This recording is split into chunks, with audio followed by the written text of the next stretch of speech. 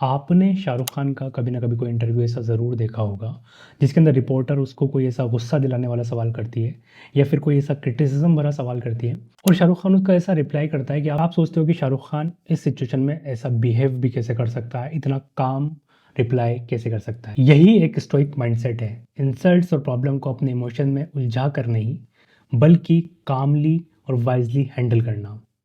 अब सोचो आपके सामने एक प्रॉब्लम आती है, कोई आपकी इंसल्ट कर देता है या फिर ज़िंदगी में कुछ ऐसा जो आपके कंट्रोल में नहीं है। आप इस सिचुएशन में कैसा बिहेव करोगे? क्या आप गुस्सा करोगे, स्ट्रेस करोगे या इस चीज़ के ऊपर कंप्लेंट करोगे कि ये चीज़ क्यों हो रही है? स्टोइज़म एक ऐसी फ़िलॉसफ़ी है जो सिखाती है कि ज़िंदगी में असली फ्रीडम और पीस तब मिलता है जब आप सीख जाते हो अपने इमोशंस को कंट्रोल करना। आज की इस वीडियो में हम देखेंगे कि स्टोइज़म क्या होता है, इसको अपनी ज़िंदगी के अंदर कैसे अप्लाई कर सकते हैं और उसके कुछ एग्जांपल्स। स्टोइज्म एक एंशंट फिलॉसफी है जो 300 बीसी में ज़ीनो ने स्टार्ट करी थी, लेकिन इसको फेमस मार्कस ऑरेलियस, सेनेका और एपिक्टस ने बनाया। स्टोइज्म का फंडा सिंपल है, कुछ चीज़ों में हमारा कंट्रोल है, कुछ चीज़ों में हमारा कंट्रोल नहीं है। अगर हम उन चीज़ों को इग्नोर करना सीख जाए जिनके अंदर हमारा कंट्रोल नहीं है तो हमारा दुख, दर्द, पीड़ा ख़त्म हो जाएगी। एग्जाम्पल, कल बारिश होने वाली है, उसकी वजह से आपका पिकनिक प्लान कैंसिल हो जाते हैं। अब ऐसी सिचुएशन में आप क्या करोगे?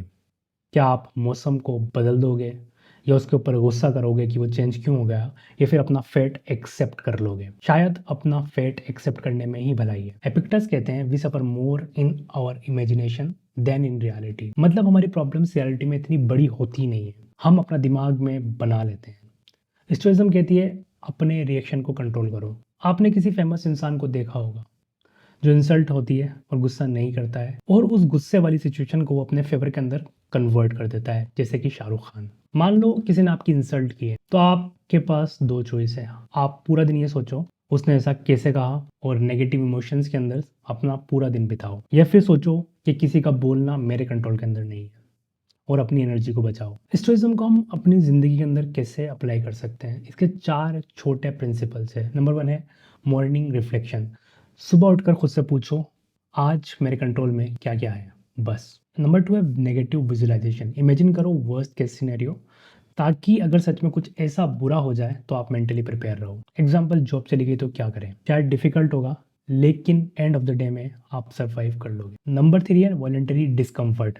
कभी कभी अपने कंफर्ट जोन से बाहर निकलो, थोड़ा फास्टिंग करो, थोड़ा सिंपल कपड़े पहनो, ताकि आपको रियलाइज़ हो कि हैप्पीनेस मटेरियल चीज़ों में नहीं बल्कि अंदर से आती है। नंबर 4 है जब भी स्ट्रेस आए बस एक लाइन रिपीट करो, ये मेरे कंट्रोल में है या नहीं। अगर नहीं तो छोड़ो, अगर है तो उसके ऊपर रिएक्ट करो। अब आप सोच रहे होंगे कि स्टोइज्म तो एक पुरानी फिलोसफी है, आज के ज़माने में क्या ये रिलेटेबल है? सच्चाई ये है कि आज के ज़माने में ये ज़्यादा रिलेटेबल है। क्यों? क्योंकि हम सोशल मीडिया के ज़माने में जी रहे हैं जहाँ पर स्ट्रेस और कंपैरिजन कई गुना ज़्यादा बढ़ गया है। स्टोइज्म आपको सिखाता है कि किसी और के ओपिनियन की चिंता मत करो, अपने काम को ऑनेस्टी और डेडिकेशन के साथ करो। हैप्पीनेस बाहर नहीं बल्कि आपके अंदर है। मार्कस ऑरेलियस अपनी मेडिटेशन बुक के अंदर लिखते हैं you have power over your mind not outside events, realise this and you will find strength. अगर आप स्टोइज्म को अडॉप्ट करते हो तो आपको ज़िंदगी में क्या क्या मिलेगा? सबसे पहले तो आपको ऐसा पीस मिलेगा जिसको कोई और डिस्ट्रॉय नहीं कर सकता। आपकी ज़िंदगी के अंदर जो अप्स एंड डाउन्स आएंगे उनको आप स्टेडी तरीके से हैंडल कर सकोगे। आपका पेशेंस और फोकस बढ़ जाएगा, आपका स्ट्रेस ज़िंदगी के अंदर से खत्म हो जाएगा। स्टोइज्म एक थ्योरी नहीं है, ये एक प्रैक्टिस है। रोज थोड़ा थोड़ा प्रैक्टिस करो, जैसे ग्रेटिट्यूड प्रैक्टिस करना या फिर अपने रिएक्शंस को ऑब्जर्व करना, क्या ये नेसेसरी है, और कंट्रोल के कॉन्सेप्ट को याद रखना। धीरे धीरे आप नोटिस करोगे कि आपकी जिंदगी ज्यादा सिंपल और पीसफुल लगने लगी है। आज एक छोटी सी एक्सरसाइज ट्राई करो, जब भी कोई छोटी प्रॉब्लम आए बस खुद से पूछो क्या ये मेरे कंट्रोल में है? अगर है तो उसके ऊपर रिएक्शन करो, अगर नहीं है तो उसको छोड़ो, उसके बारे में स्ट्रेस लेना बंद करो। आपको स्टोइज्म का सबसे ज़्यादा अच्छा प्रिंसिपल कौन सा लगा कमेंट में बताओ। मिलते हैं नेक्स्ट वीडियो में।